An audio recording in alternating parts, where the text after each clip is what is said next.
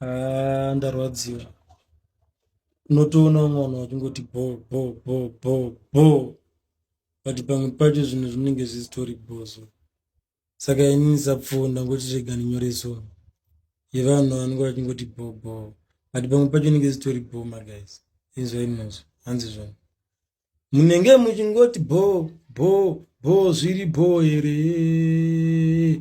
Munoona pandinotadza imimi moti bo pane bo here. Zveupenyu zvichindirwadza mese muchiti bo ndiyo bo here. Kana iri iyo bo yacho ndo yacho yamunoti bo yacho. Ndopinza ko ndine nzara moti bo. Ndoisa ko ndikurwara moti bo. Zvinhu zvese munenge muchingoti bo. Asi pachokwadi zvinhu wazvisi bo. Mabhobho ndiye pimo ngoti bo. Ndipo dhora handina saka zviri bo. Haiwa bo kana iriyo yamoti bo. Abva bo yacho iya isi bo. Yatove slogan yekuti bo. Handisini ndogan ndenge ndichingonzi bo. Tenge takaomerwa muchiti titiri bo. Kana imimi muri bo ndimi makatitsara bo.